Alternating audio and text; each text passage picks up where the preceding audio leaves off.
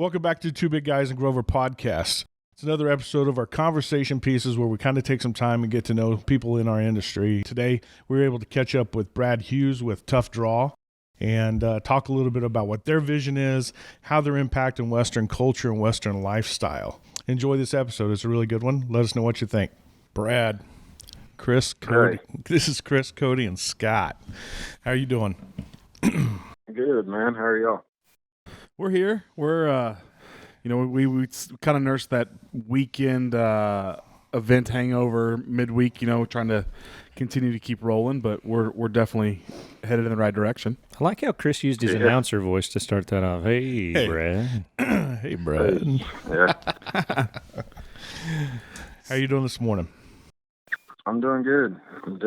Just getting going. For those of our listeners that don't know who you are, obviously you're the mind trust behind Tough Draw, right? Yeah, I guess you could call it that. Tough Draw was something that it actually started as a feature film script that I wrote back when I was in college at the University of Texas.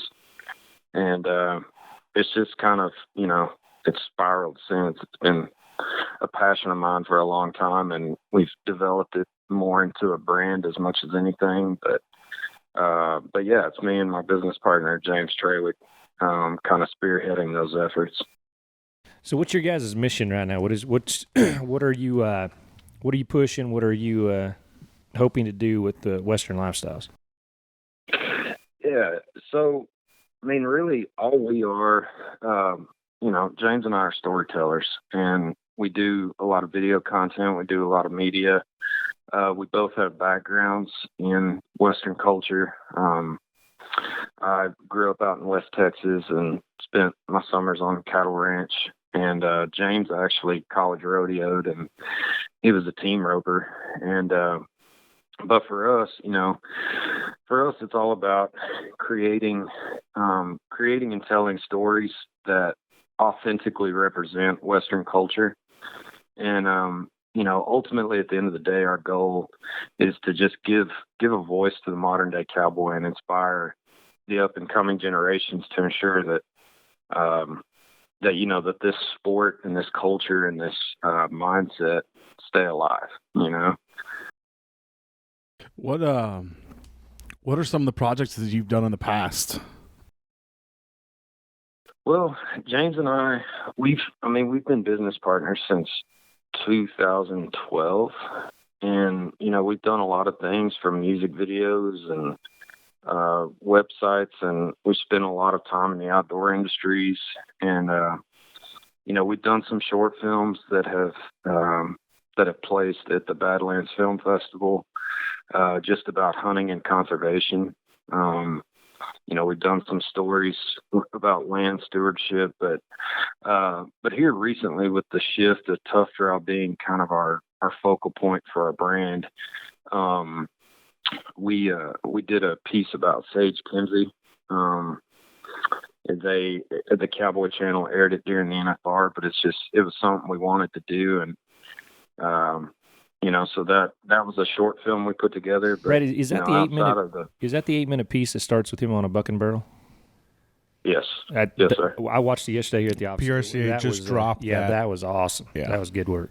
Yeah, thank you very much. Yeah, we James and I, we actually officed down in the stockyards, and just with what we're trying to do with Tough Draw as a brand, we went and met with the people at the Cowboy Channel, and we were like, we'd love to work with y'all, since we know y'all have the PRCA contract, and create some short films for you. And they were just kind of like, well, if you're going to work with us, you kind of have to prove yourselves. So that was our attempt at it. So that was your attempt. That's a pretty good attempt. Yeah, that was just swinging for the fence a little bit. But let's go back to the conservation side, because I know that when we talked originally, I don't know how many years ago it's been, when we first met and we started opening up the conversations, that's how you guys met, or you guys met in school? Yeah. So it's actually a cool story how we met. So I was out in LA. So I started the script for Tough Draw while I was at the University of Texas at Austin. And I moved out to LA to do my internships. And anyway, I was actually sitting on Venice Beach, and I wrote over 70 pages in 2 days and finished the script because I missed Texas that much. Like I missed home. It was kind of like your therapy. Yeah. Oh my gosh, yeah. I mean, everybody was like, they're like, "Oh my gosh, the beach," and I'm just like, dude, I miss the dust in my dirt. eyes from West Texas. Like, come on. But no, I finished it. And just like any kid, especially hot out of college or whatever, you got something in your hands, and you know it can be something. And I was just like, I'm gonna go make a movie. But I ended up getting hooked up with some people in Lubbock, specifically Lindelhurst and Chandler Bounds and people like that. And I got introduced to the Bloomers, Kim and Randy Bloomer and Alexis. And they actually introduced me to James, who had been on the rodeo team, because he was doing some photography type stuff. And anyway, Because he's a roper, right? He's a team roper, right? Yeah. Yes, sir. Yeah, he's a header. He kind of had to give it all up when we started working together. But he just, as much as anything for him with Tough Draw, he just, he grew up in the culture, and it's a way for him to get back to it, But yeah, I mean, the movie became something where his family really started supporting it. And, and from there, he and I just partnered up, and then we started having to do small thing here, small thing there, music video here, music video there, just to keep the lights on. And, lo and behold, we've been working together ever since. And so you're in LA, you're sitting on a beach, you write this movie. Yeah. What happens after that? Yeah. Well, like I said, I let a couple of people read it at the development. I was actually working at Scott Free, which is Ridley Scott's company. Mm-hmm. And I let a couple people read it that were there. And they just kind of told me, like, if you want to be a filmmaker, you need to go back and make this. And so, I mean, for me, I just kind of took the school that I had, and, obviously I've taken a lot of producing classes and different things like that. So, you put together a budget, and you start to figure out, if I'm going to make it at this level, here's what my budget is. And you start pitching it, you start chasing it and developing it and continuously producing it. And then, for us, opportunities came along, or things got bigger and bigger. And, for us, we got busier and busier. And, the dream of the movie has constantly been there, and it's stayed alive. And, and here we are several years later. We have, an amazing team around us. And, I hope that we can make it. I mean, we have a distribution deal in place. We're still trying to get funding for it. But, Tuff Hedeman is signed on as an executive producer. And, yeah, I mean, it's crazy how it's transformed from way back when James and I first met to what it is now, because, I've been in and around the industry and made relationships and stuff, and been at it for about a decade almost. So can you give us the basis of the storyline? Or is that letting out too much out of the bag? No, I'll just tell you what our website says, because that's pretty much the gist of what I can say. But it's an inspirational sports drama, and it's about a rodeo, like basically a guy at the end of his career, partnering up unexpectedly with a rookie, a young guy, and kind of how they learn from each other. So, very much the sports drama element. Again, we're finessing and massaging the script. So, Have you been cutting, or have you been doing any? I don't want to say B-roll, but have you been acquiring any of the action? I know at one point we were talked about, and you said, here's kind of what we're looking at doing. Well, so we've gotten more people on our team since then, and we've got one of our hit producers used to be at Sony and worked on Spider-Man and has done a lot of animation, and then another guy is a more Texas-based guy, but he's got over 20 films under his belt, and they're kind of running point. But the possibilities have grown quite a bit even since we talked last, and just from a talent standpoint and all that. And but yeah, I mean, as far as the movie goes, we anticipate a 2021 release. Like I said, we have theatrical distribution already, which is huge for any film, especially an independent. But right now, all of our efforts are really focused on a documentary that we're actually starting this week. So, can you expand on, just, you don't have to let it all out of the bag, but just, kind of tease us a little bit what we can look for. On what, the doc? Yep, on the doc. Okay. So we, through the journey of Tough Draw, we have actually been in very good communication with the Frost family and become really close friends with Stetson. And we've met Miss Elsie and Mr. Clyde. And anyway, we have been given the honor and privilege to produce a documentary about Lane. And we've gotten some investment in, and like I said, we're rocking and rolling this week.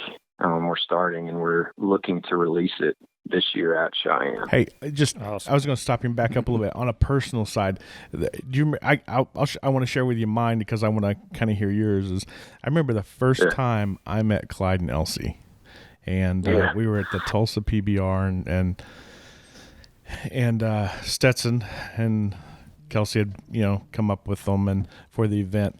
I mean, I've been around quite a few sports figures and pro football players and legendary players and coaches and stuff in my career. It was hard not to be starstruck, with their presence. I mean, it was amazing. The whole time I'm sitting there going, man, this is Lane's mom and dad, and then it went from Lane's mom and dad to, gosh, this is Elsie, this is Clyde. And then they became their own. It wasn't like that.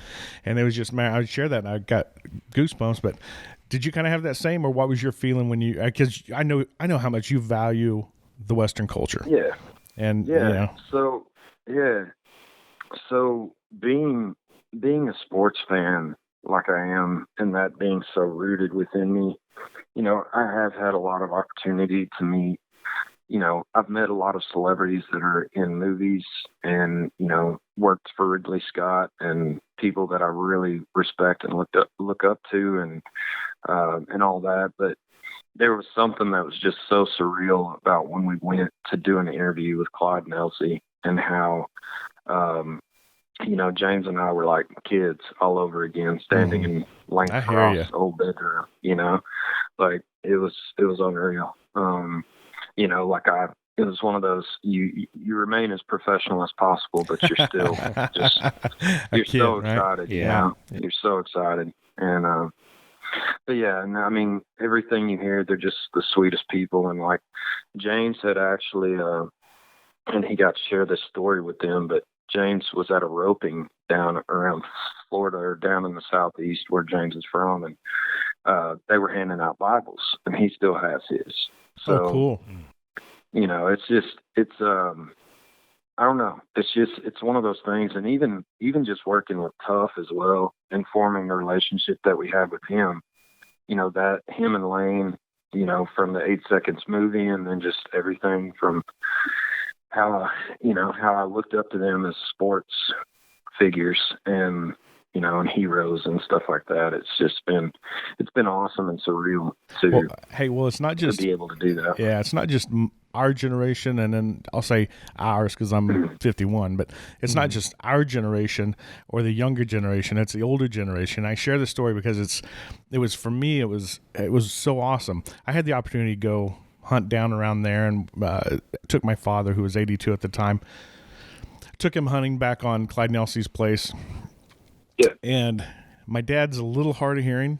A lot of times you go, hey, Charlie, hey, you got to speak and repeat a little bit. So we're literally sitting in the bushes, and it's quiet, and he's caught his breath because he was short of breath when we first sat down. And all of a sudden he looks over at me, and I'm like, what's wrong? And he's like, do you realize we're hunting at Clyde and Elsie Frost's house? I said, I know. Is that awesome? He's like, man, I just never thought that's just really special, Cris, and so, he's 82 years old, so even for him, they carry such a role, And it's pretty cool, Brad. You're going to get to tell the story the right way. Looking forward to that. Because, what 8 seconds did was 8 seconds gave us a tiny look and created another legacy that will live on for absolutely ever. My son's 5 years old, and he watches 8 seconds all the time. Loves it. Exactly. I still remember going to that movie theater, but I also remember going to that movie theater and watching that movie in high school and going, man, his dad wasn't a very good person. Well, that wasn't true, but we didn't know it. We didn't have that. And Elsie talks about it all the time, that they didn't talk about Lane being saved. They made Clyde out to be somebody that he wasn't. Yeah, Cody Lambert's never wrote a piece of poetry in his entire life. Just the relationship between he and Kelly was not the same. I mean, there was so many the relationships things that were fictitious, but that was Hollywood. But that was Hollywood, and you're going to be able to tell the story the right way. Well, and if it would have been told with all of those flowers back then, it wouldn't have got any traction. It wouldn't have had to draw. Yeah, no, it wouldn't have. Well, and we talked with Miss Elsie about that as well. And one of the biggest things that I think she's excited about, is the fact that James and I are Christians, and to be honest, our entire producing team. Those two guys I mentioned earlier produced a lot of faith-based content as well. And, for us, it's about authenticity. It's about telling it the right way. It's about making it look the right way. Which is a big reason why Tough got involved as well. And so for us, we know how important it is to do it right. And, but we also had a very good conversation with Miss Elsie, and she opened up to us that, at the same time, like through the vision of like, they got it wrong. And, you could easily just be mad about it and be spiteful. But at the same time, she told us that the beauty that came from it was that, God used it the way that she wanted him to, because they have received so many phone calls about fathers and sons who have mended their relationship because of that movie. Yep. And she just thinks that's so amazing, even though that's not how it was, So again, with this opportunity, we're just absolutely thrilled, to give our take of it and just, do it how the family wants, and just try to do the story as best as we can. Cause everybody knows the story, for the story that is 8 seconds, but there's just so much more to it. We're looking forward to that. Absolutely. Definitely. So past the documentary, we're talking about the movie. What are some of the other aspects that Tough draw? I know we've talked a little bit. You kind of shared that mission, and what are some of the other things going on? Man, with Tough Draw, we're in the process of trying to open up more doorways to produce some of that short form content like we did with Sage. We actually just secured a deal. Cavender's is wanting us to go shoot The American for them. Good. But just continue to put good content together for the community. Cris, I know, like you and I talked about, we filmed some extra stuff with Sage and his helmet, and I want to put some of that together for y'all. Yeah, we do. We want you to do that too. Sage, Yeah. when we were in Vegas, And- Sage and Alexis were like, Yeah, I mean- "Have you seen it?" I'm like, "No." It's awesome. So, Well, it's just, we want to keep telling stories in this culture. There's so many stories, and not just in bull riding. With James's background being in team roping, and I was good friends with Sam Spreadborough, the bronc rider, and a lot of my family rodeoed, and we just want to keep telling these stories and get that out there, and whether it's creating content, for like businesses and brands within the culture, kind of like Cavender's or even the 100X. We just want to grow this culture, because, like I said, our entire team fully 100% is of the mindset that this culture, this mindset, this way of life needs to be preserved, and it needs to continue. Yeah, I think using today's technology to be that, use that to be the storytelling versus, when we were growing up, obviously as grandma, grandpa, you sit around Sunday and you listen to stories, or you meet a writer and they talk about theirs, or, you meet somebody and they realize that your paths have crossed, or your life's across in acquaintances that you both know, and then they start, you start telling those stories. Obviously today's technology allows us, through social media, through production, through small films, it almost documents it even better. And we're a right now kind of society. I mean, like I was saying back on Lane, I found out Lane Frost died because of the Topeka Capital Journal at the bar in Moorville, Kansas. And I remember it, and I don't even know how old I was. Pretty young, but we sat down, and Mom said, "Hey, there's a bull rider on the front of the paper. Looks like a buck bull." Picked it up. I'm like, he died. Holy crap, my hero's gone. And now, of course, we know that minutes after it happened, or before people, or before the other people in life are supposed to know. We know as a culture. And well, I mean, and a perfect example of that is, and I know it's a different scenario, obviously, but Kobe Bryant. Absolutely. Like, there's, and that's, like I said, going back to kind of what inspired me to do this in the first place. I grew up playing high school football in West Texas. That's about as cliched as it gets, right? What was the name of your high school? Friendship High School in Wolford, Texas, right outside Lubbock. Hey, just give a little shout out. Yeah, there you go. Go ahead. But yeah, I mean, I played football, basketball, and baseball. I had friends that rode bulls. I've always been a bull riding fan.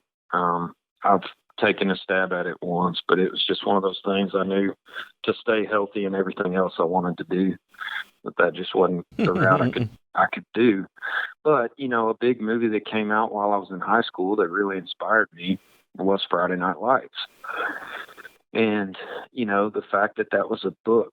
And then when I got to college, the TV show came out. And I was just like, rodeo doesn't have this, but they need it. And I know, like, I'm sitting here in classes, taking the classes and I know how to do it. Like, I'm learning how to do that.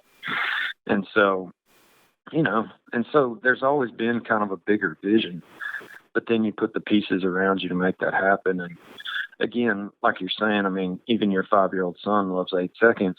Like, I'd love to continue to give that generation, the young generation, my kids. I have a 6-year-old and a 3-year-old, and I want for them to know what it means to be a cowboy, and I want to give them something that that feels like the movies they watch today. Because 8 Seconds was made 30 years ago, dang near. So so that's kind of, James was a team roper, and he had 8 seconds in his trailer, Yeah. Well, I was just kind of growing up. That was the movie of the 90s for any up and coming cowboy beyond Lonesome Dove. Though Lonesome Dove and 8 Seconds were the two that everybody just kind of, the majority of us grew up on. It was the word. Yeah. And so to know that you're doing a documentary on the other side, I think is really awesome, because Clyde and Elsie's story is one of it goes from tragic to triumph and longevity. They have to relive the death of their son every day, and they do it with such grace and dignity. And the fact that they are able to turn that into a positive for so many people, hundreds of Bibles, and just the story. I mean, you see lines at the NFR for a lot of people, but the line for Clyde and Elsie every day is one of the coolest. Yeah. And they never rush anybody. They never rush anybody. And you know what? Nobody ever in that line is like, oh, I got to get out of here or anything. And I've watched that line for years now, and you never see them do that. So excited to see what you were able to put together. Cheyenne will be a great time. If that's when it actually, that's when it comes out. It all falls in line. So congrats to you guys on the opportunity of a lifetime, truly, with getting to do that documentary. We definitely feel blessed, and like I said, just honored to be able to do it, and we're looking forward to giving our stab at it for sure. Well, if it's anything like you've put out already, it's going to be pretty awesome. It'll be top notch. And hey, thank you for what you guys are doing for Western sports, because there needs to be more of it. That was kind of one reason that we started this podcast. Western sports things are growing, but there's a lot more stories to tell out there that we don't get in the mainstream every day, like the NFL does, NBA, Major League Baseball. You get to know those players pretty quick, and it seems to take a long time to get to know a guy here. Plus, the changeover is pretty quick too, because your life expectancy, I guess, as a rodeo athlete is pretty short. So, thank you for what you guys do, and thank you for taking some time out of your day to join us today.